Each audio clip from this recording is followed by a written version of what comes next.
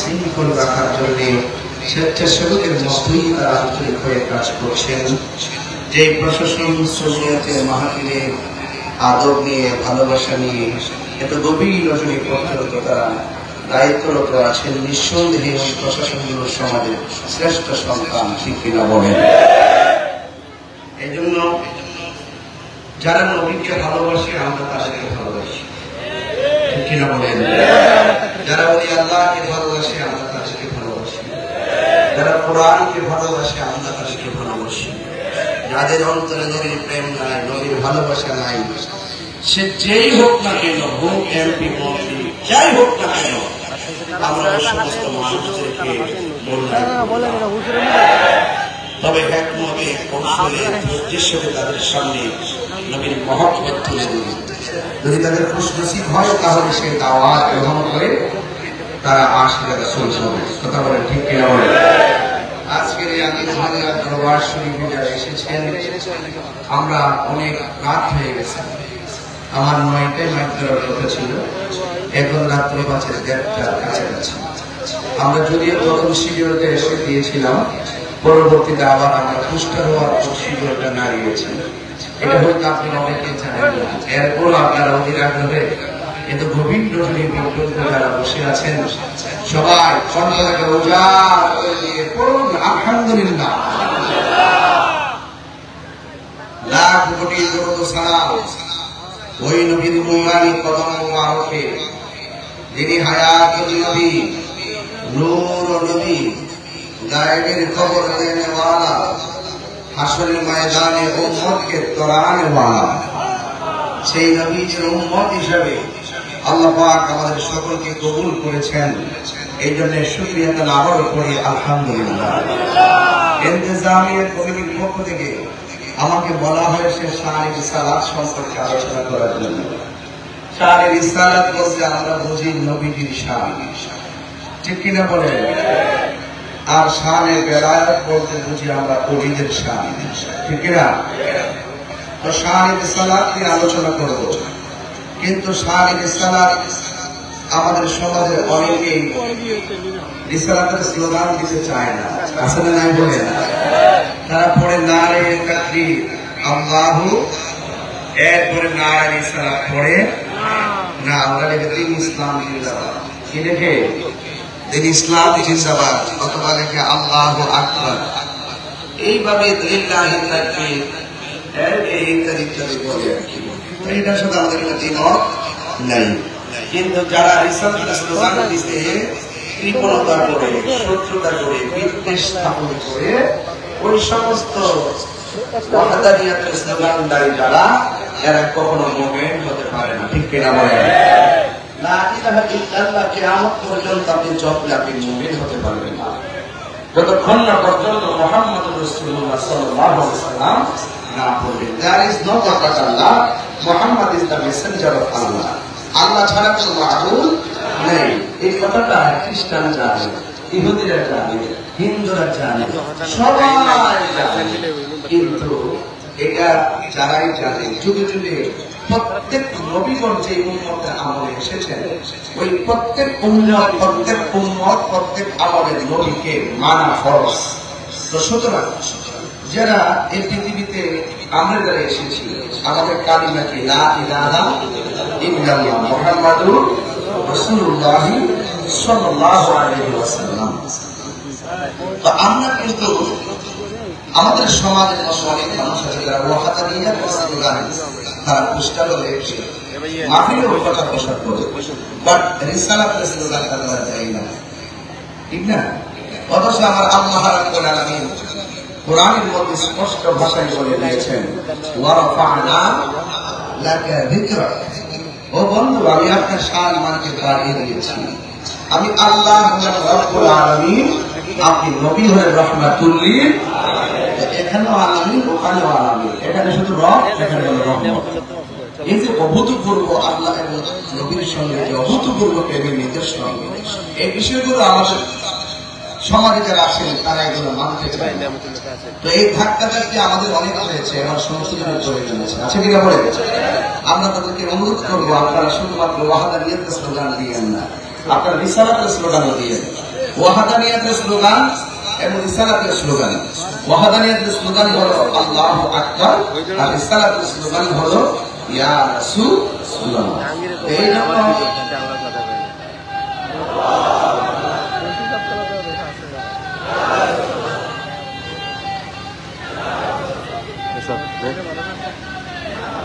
তবে আপনারা আমাকে বিষয় দিয়েছেন, সুন্দর বিষয় দিয়েছেন শান রিসালাত। এই শান রিসালাত আমার নবীর শান, আমি এই অধম এই লোকে কি বলবো। স্বয়ং রব যার শান বাড়াইছেন, কতটুকু বাড়াইছেন আমরা কি জানি?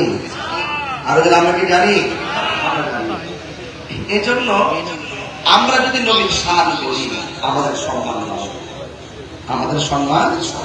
আর আমরা যদি নবীর শানের বিরোধিতা করি তাইলে মনে রাখবেন আমরা হেয় প্রতিপন্ন হব, ইহকালে আমরা লাঞ্ছিত হব, আখিরাতেও আমরা লাঞ্ছিত হব।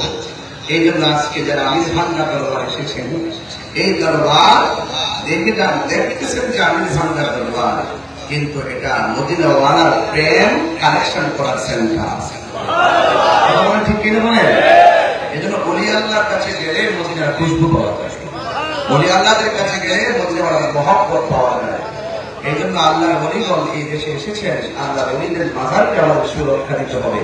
কারণ ওলি আল্লাহদের মাজারকে আমরা এইভাবে যেভাবে নিদর্শন করে রাখি, এটা হলো ওলিদের প্রতি আমাদের কৃতজ্ঞতা, ওলিদের প্রতি আমাদের কৃতজ্ঞতা। আপনারা আমাকে দিন শিখিয়েছেন, আপনারা আমাকে মাযহাব শিখিয়েছেন, আপনারা আমাকে হক শিখিয়েছেন, আপনারা আমাকে নবী চিনিয়েছেন। এই জন্য হাজার বান্দাদের ভিড়ে আপনি একজন আল্লাহর বন্ধু। এই জন্য আমরা আপনাকে আলাদা করে সম্মান করে আপনার রওজাটাকে যেন আশেকটা জিয়ারত করতে পারে, জিয়ারতের সুব্যবস্থা করে দিয়ে আসি। কথা বলেন ঠিক না? এই সহজ সমীকরণটা আমাদের দেশের অনেকে বুঝতে চায় না। তবে কে বুঝলো আর কে বুঝলো আমি জানি না। তবে যারা ওলি আল্লাহর বিরুদ্ধে অবস্থান নিচ্ছেন বিভিন্ন ধরনের মাজারকে ধ্বংসের মাধ্যমে, তাদেরকে বলবো আপনারা আর সামনে বাড়বেন না। কারণ সুন্নি জামাত ঘুমে নেই, সুন্নি জামাত জাগ্রত আছে।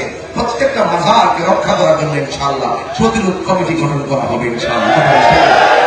এই জন্য আপনারা অন্যায় করতে আসবেন, আমরা আপনাদেরকে সত্যের সবক দিয়ে দিব। তার মানে আপনারা বুঝবেন না যে আমরা লাঠিবাজি করবো না, লাঠি আলগিরি করবো না, আপনাকে আটকে রাখবো। আটকে রাখতে স্থানীয় প্রশাসন আমরা প্রমাণ করে দিয়ে যাবো যে আল্লাহ মাজারকে সুরক্ষার পক্ষে আমরা যে এইভাবে জিয়ারতের সুব্যবস্থা করে রাখি, এটা হারাম নয়, এটা নাজায়েজ নয়, এটা জায়েজ।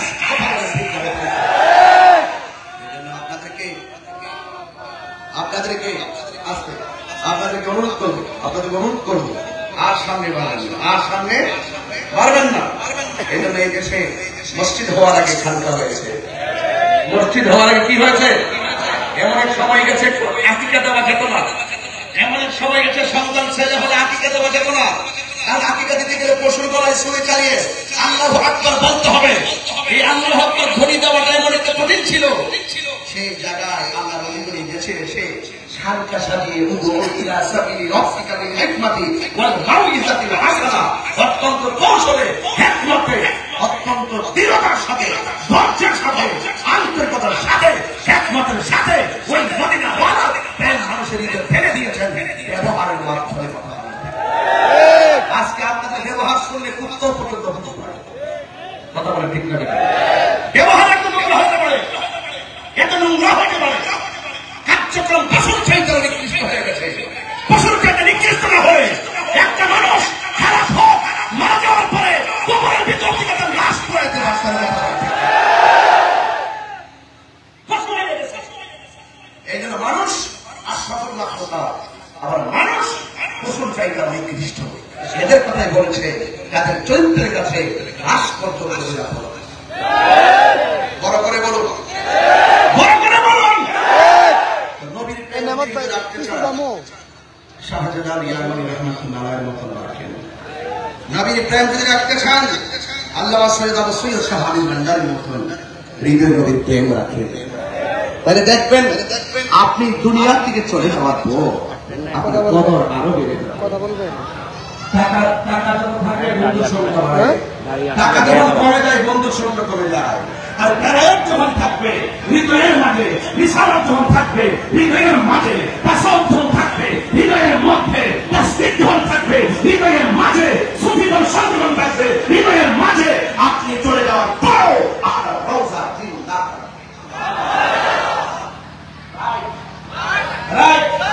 বলুন আমরা ওলি আল্লাহর সাথে সম্পর্ক রাখতে চাই কি চাই?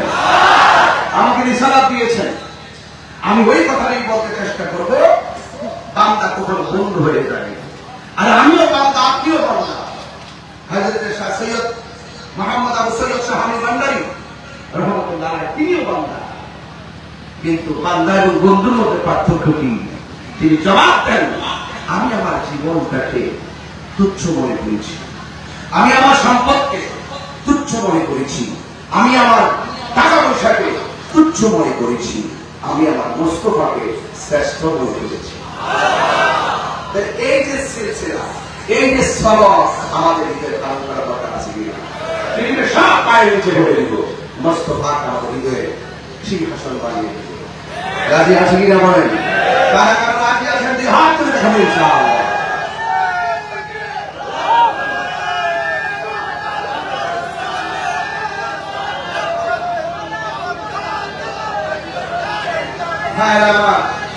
আমি শুরুতে অনেক জুড়ে কথা বলেছি, আমি জানি না আমার সময় কতটুকু। এই জন্য ওলামায়ে কেরাম দিচ্ছে, আজকে অনেক ওলামায়ে কেরাম এসেছেন, তারা একটা নির্দিষ্ট সময় দিতে বুঝিয়েছেন। আমাকে যদিও সময় পেতে দেওয়া হয় নাই, তারপর আমার মন বলছে হয়তো 50 মিনিট সময় পেতে পারি। যেহেতু দূরের মেহমানরা এসেছেন, তারাও গ্রহণ করবেন, পীর সাহেব হুজুর আসবেন, আপনাদেরকে নসিহত করবেন, তালিম দিবেন, তালিয়াত পরিবেশন করবেন। সেই সবগুলো কার্যক্রম যেন ফজর আগে শেষ হয়, আমরা চেষ্টা করব কিছু কথা বলার জন্য। বলুন, আওয়াজ করে বলুন, নবীর সম্মান বাড়িয়েছেন কে? বলুন, কতটুকু বাড়িয়েছে? আমাকে সীমানা দাও। আর আমার আল্লাহ বলতেছেন, সীমানা কি দিবে? जिसका कोई इंसान नहीं वो नबी हमारा है, मुस्तफा की आसमत का हाथ है ना किनारा है। नबीर आसमत, नबीर सम्मान, नबीर तारीफ এত বেশি পাইয়েছেন আমার রব, যা সীমানা, যা সীমানা। তাহলে আজকে আমরা এই অল্প সময়ে নবীর তারিফ কি করব, নবীর গুণগান কি করব? যতটুকুই করব হৃদয় থেকে শুনবো, যতটুকুই করব হৃদয় থেকেই করবো। আমরা যেন আমাদের সকলকে জীবনে একবার আমি বুঝলাম জিয়ারত নসিব করবো না। আমি আমার যুবক ভাইয়েরা বেশি লম্বা সময় শুধুমাত্র বলে দিয়ে যায়, আমার আল্লাহ রাব্বুল আলামিন নবীর ক্ষেত্রে বলেছেন, ওয়া মা আরসালনাকা ইল্লা রাহমাতাল লিল আলামিন।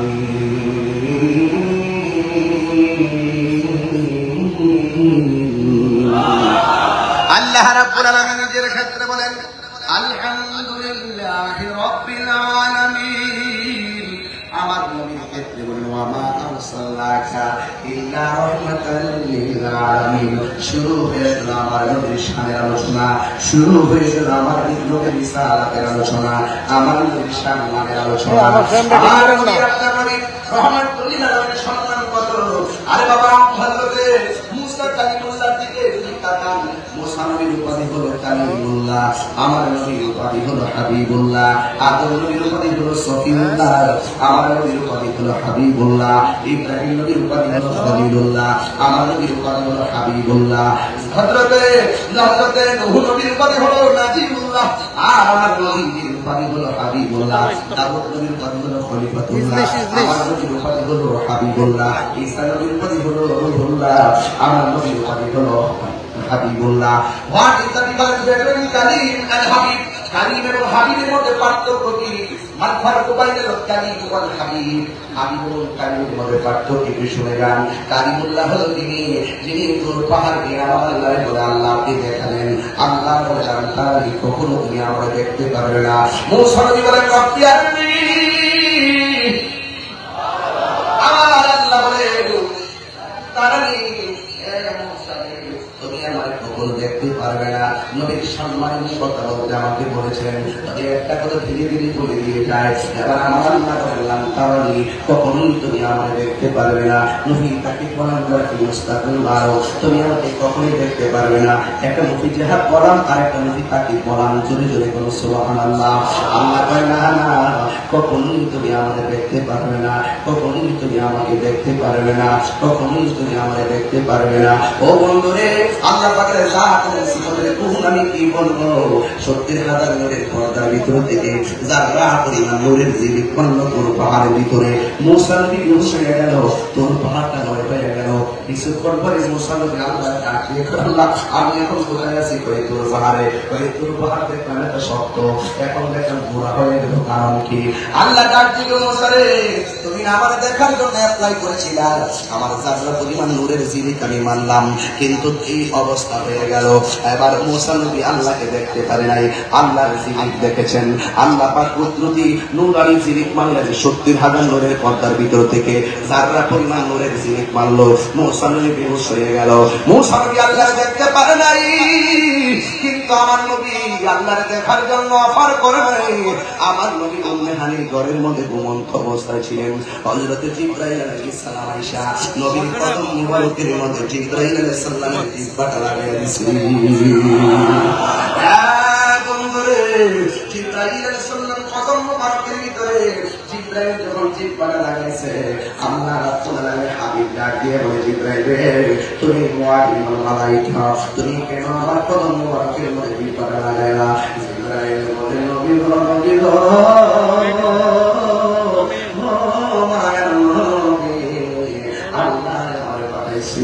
আপনাকে পুরার মতো সাজাইয়া আল্লাহর বিদায় নেওয়ার জন্য। এবার দেখেন তো নবীর সম্মানটা কত বেশি। 1,24,000 পয়গম্বর সরাসরি আল্লাহকে দেখার অফার পায় নাই, আর আমার আল্লাহকে দেখার অফার পাইছে। আল্লাহ রাব্বুল আলামিন হাবিবকে ডাক দিয়ে কয়, বন্ধু